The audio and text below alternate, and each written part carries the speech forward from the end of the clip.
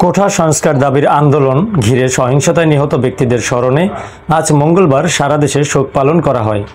গতকাল সোমবার মন্ত্রিসভার বৈঠকে এই সিদ্ধান্ত হয়েছে। প্রধানমন্ত্রীর কার্যালয়ে প্রধানমন্ত্রী শেখ হাসিনা মন্ত্রিসভার বৈঠকে সভাপতিত্ব করেন। পরে বিকেলে সচিবালয়ে সংবাদ সম্মেলন করে বৈঠকের সিদ্ধান্ত জানান মন্ত্রিপরিষদ সচিব মোহাম্মদ মাহবুব হোসেন। আমাদের 14 দলের দীর্ঘদিনের দাবি ছিল জামাতকে নিষিদ্ধ করার জন্য। আইনের যেহেতু মাননীয় প্রধানমন্ত্রী জননেত্রী শেখ হাসিনা সরকার প্রধান, হাইকোর্টে যদি মামলা থাকে আইনের প্রতি তো শ্রদ্ধা দেখাতে হবে। যেহেতু এখন হাইকোর্টে মামলা ছিল, মামলার শেষ পর্যায়ে এখনও একটা ব্যবস্থা করি। মাননীয় প্রধানমন্ত্রী 14 দলের নেতৃবৃন্দ মাননীয় প্রধানমন্ত্রীকে প্রস্তাব করেছেন।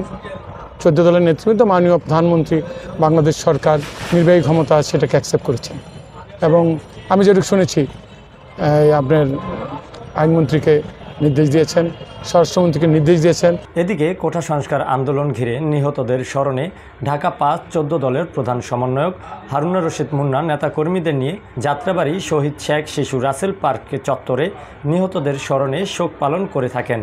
আমরাও মাননীয় প্রধানমন্ত্রী সেই নির্দেশকে আমরা আজকে মসজিদে মিলাদ পড়াবো এবং এই যাত্রাবাড়ি পার্কে আমরা তোবারক বিতরণ জানিয়েছি। কারণ যারা কোঠা আন্দোলনের আমাদের ভাই, আমাদের সন্তানের মতন যারা নিহত হয়েছে, তাদের স্মরণে আমরা এই যাত্রাবাড়ি থানা আওয়ামী লীগ গভীরভাবে শোকাহত এবং আমরা ব্যথিত।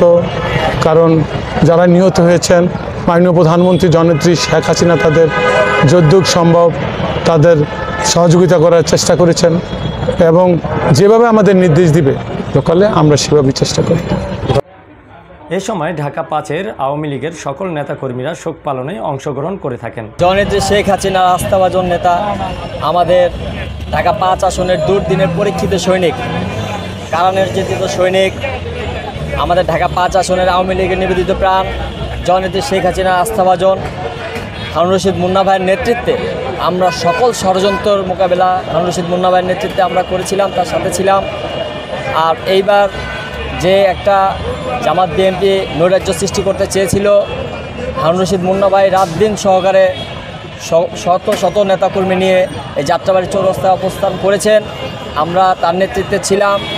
ইনশাআল্লাহ 63 নং ওয়ার্ড 3 নং ইউনিট আওয়ামী লীগ সবসম ঐক্যবদ্ধ। ঢাকা 5 আওয়ামী লীগ জননেতা হারুনুর রশিদ মুন্না ভাইয়ের নেতৃত্বে ঐক্যবদ্ধ আগামীতে ছিল, আগামীতেও থাকবে।